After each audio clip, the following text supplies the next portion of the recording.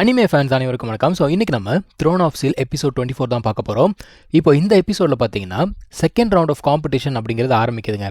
எடுத்த உடனே அந்த ஒரு அரினால ஒருத்தர் நின்றுட்டு இருக்கான். இவன் யார் கூட சண்டை போட போகிறான் அப்படின்னு பார்த்தீங்கன்னா லீஷன் கூட தான் சண்டை போட போகிறான்.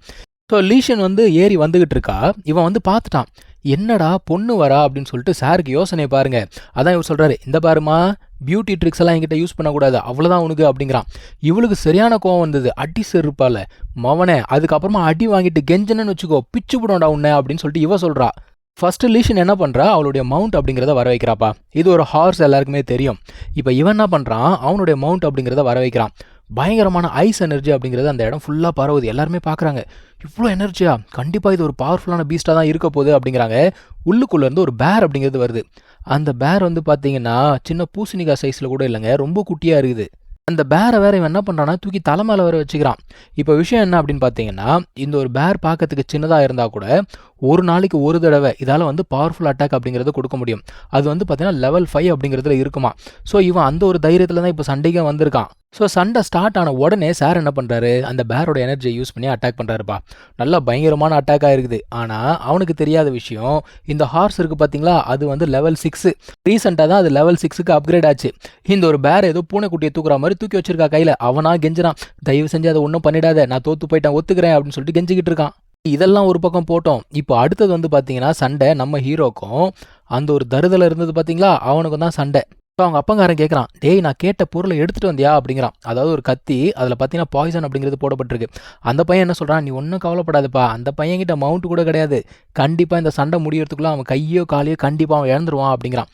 அதெல்லாம் சரி, உன் கண்ணு என்னடா ஆச்சு அப்படின்னு கேட்டால், ஒரு லெவல் 6 மாஸ்டரு என்னை அடிச்சிட்டாரு, ஆனால் ஒரு முகர கட்டியை நான் பார்க்கல அப்படிங்கிறான். ஒரு நல்ல அப்பங்காரன் என்னங்க கேட்கணும், அவன் எதுக்காக உன்னை அடித்தான்னு கேட்கணுமா இல்லையா? இவன் என்ன சொல்கிறான், அதெல்லாம் ஒன்றும் இல்லடா, நீ ஸ்ட்ராங்காக இருக்கல்ல, பல பேருக்கு உன்னை பார்த்தா பொறாம, அதனால் இருக்கும் அப்படிங்கிறான். இதுவும் உருப்படாது, புள்ளையும் உருப்பட விடாது.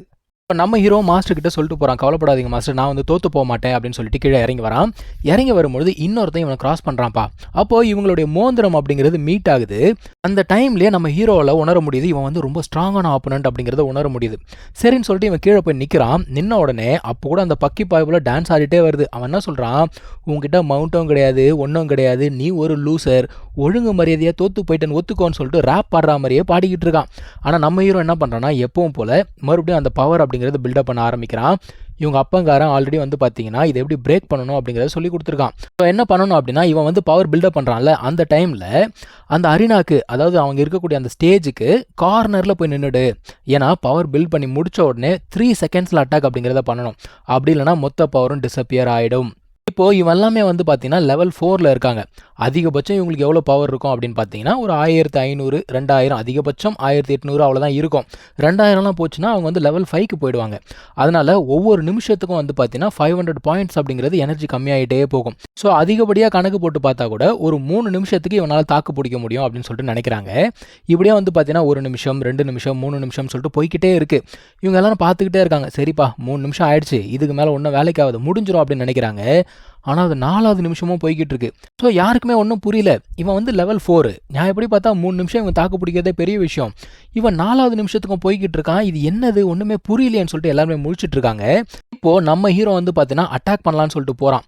போகும்பொழுது செகண்ட்ஸ் அப்படிங்கிறது பார்த்தீங்கன்னா 1 செகண்ட், 2 செகண்ட், 3 செகண்ட் அப்படிங்கிறது முடிஞ்சிருச்சு. அங்கே இருக்கக்கூடிய எல்லாருமே பார்த்தீங்கன்னா அவ்வளோதான், இவன் கதை முடிஞ்சுது, மொத்த எனர்ஜி காலி ஆயிடுச்சு, இவன் ஒரு பைத்தியக்காரன், வேஸ்ட்டு அப்படின்னு நினச்சிட்டு இருக்காங்க.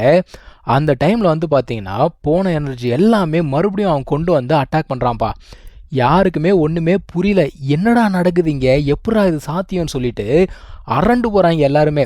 ஸோ ஒரே அட்டாக்ல அவன் பார்த்தீங்கன்னா எங்கேயோ போய் விழுந்துட்டான். அவன் வச்சுருந்தான் பார்த்தீங்களா ஒரு கத்தி, அந்த கத்தி கூட பீஸாக போயிடுச்சு. ஸோ இதுக்கு காரணம் என்னென்னா, இவங்ககிட்ட அந்த ஃபர்னஸ் இருக்கு இல்லையா, அந்த ஃபர்னஸில் எனர்ஜி எல்லாத்தையும் ஸ்டோர் பண்ணி வச்சு அதுக்கப்புறம் அதை வெளியில் கொண்டு சண்டை போட்டிருக்கான். இது இவனுக்கு எக்ஸ்ட்ரா 1 செகண்ட் அப்படிங்கிறத கொடுத்துருக்கு. ஸோ இப்போ இவன் தோற்று போயிட்டான் பார்த்தீங்களா, இவனால் இதை ஏற்றுக்கவே முடியல. அவன் என்ன பண்ணுறான், ஸ்ட்ரெயிட்டாக ஜட்ஜ் கிட்ட போயிட்டு முறையிடுறான். இவன் ஏமாத்துறான், இவன் ரூல்ஸை மீறி இருக்கான், இவன் லெவல் 4 கிடையாது, லெவல் 5 அப்படின்னு சொல்கிறான். உடனே அங்கே இருக்கவங்களாம் பேச ஆரம்பிக்கிறாங்க. ஆமாம், அவன் சொல்கிறது கரெக்ட் தான், எப்படி இவனால் எனர்ஜி இவ்வளோ நேரம் கண்ட்ரோல் பண்ண முடியும், இவன் லெவல் 5 இருந்தால் சொல்லியிருக்க வேண்டியது தானே, அதையும் மறைச்சு வைக்கணும் அப்படி இப்படின்னு சொல்லிட்டு பேசிகிட்டு இருக்காங்க. அப்போது அந்த ஜட்ஜுக்கு ஒரு ஆர்டர் வருது, என்னென்னா இந்த மாதிரி அவனோட எனர்ஜியை செக் பண்ணுங்கள், அவன் மட்டும் லெவல் 5 இருந்தான் அப்படின்னா இந்த மேட்ச்சில் அவன் தோற்று போயிட்டான்னு அனௌன்ஸ் பண்ணுங்க அப்படிங்கிறாங்க. சரின்னு சொல்லிட்டு அவர் என்ன பண்ணுறாரு, போயிட்டு செக் பண்ணி பார்க்குறாரு. செக் பண்ணி பார்த்துட்டு இல்லைங்க இவனோட எனர்ஜி வந்து 1800 தான் இருக்குது, இவன் வந்து லெவல் 4 தான் அப்படின்னு சொல்கிறாரு. மாஸ்டர் வந்து பார்த்தீங்கன்னா அந்த பையனோட அப்பா கிட்ட போய் பேசுறாரு. ஆனால் அவன் மறுபடியும் என்ன சொல்கிறான், நீ வந்து ஏமாத்துற, உன்ன மாதிரி தான் உன்னோட ஸ்டூடெண்ட்டாக இருக்கான் அப்படி இப்படின்னு பேசினோடனே மாஸ்டருக்கு கோவம் வந்துடுது. அது மட்டும் இல்லாமல் தோற்று போனால் அற வாங்கணும்னு சொல்லியிருந்தாங்கல்ல, அவனா சொல்கிறான், ஓ நீ என்னையே அடிச்சிருவியா, நான் யார் தெரியும்ல, அந்த சிட்டிக்கே நான் ரெப்ரசன்டேட்டிவ், நீ என்னை அடிச்சுன்னு வச்சுக்கோயேன், என் சிட்டியே அடித்த மாதிரி அடிச்சிருவியா, நீ உனக்கு தைரியம் இருக்கா அப்படின்னு கேட்டோடனே விட்டாரு பாருங்க ஒரு அற அவனுக்கு. அதான் மாஸ்டர் சொல்கிறாரு, என்னோட ஸ்டூடெண்ட் மட்டும் நினச்சிருந்தான்னு வச்சுக்கோயேன், உன் பையனை என்ன வேணா பண்ணியிருக்க முடியும், சித்திரவதை பண்ணியிருக்க முடியும், ஆனால் அதெல்லாம் பண்ணவே இல்லை. நீங்கள் பண்ண ஏமாத்த விஷயம் எனக்கு தெரியாதா என்ன, அந்த கத்தியை நானும் பார்த்துட்டு தான் இருந்தேன் அப்படின்னு மாஸ்டர் சொல்கிறாரு. அந்த ஆளுக்கு பேசவே முடியல, அப்படியே வாயடிச்சு அமைதியாயிட்டான். மேலே லீடர்ஸ்லாம் உட்காந்துருக்காங்க இல்லையா, நம்ம ஹீரோ பற்றி என்கொயர் பண்ண சொல்லியிருந்தாங்கல்ல, அந்த என்கொயர் பண்ண ரிசல்ட் அப்படிங்கிறது வந்திருக்கு. அதை எடுத்து படித்து பார்க்குறாரு. அதை பார்த்தோன்னே இந்த மனுஷனுக்கே வந்து பார்த்தீங்கன்னா அதிர்ச்சி. ஏன்னா அந்த நேம்லேயே இருக்குது, ரிங் வேறு கையில் போட்டிருக்கான். அப்போ அவனோட பையனா இவன், இங்கே பாரு உங்கள் எல்லாருக்குமே நான் வந்து ஆர்டர் போடுறேன், இவனோட இன்ஃபர்மேஷன் வெளியில் போகவே கூடாது அப்படின்னு சொல்லிட்டு ஒரு ஆர்டர் போடுறாரு. இப்போது நம்ம ஹீரோ மறுபடியும் கேலரி மேலே ஏறி போனோடனே மாஸ்டர் கேட்குறாரு, இது வந்து ரிஸ்க்கான மூவ்மெண்ட் இல்லையா, எதுக்கு இதை பண்ண அப்படின்னு சொல்லிட்டு கேட்குறாரு.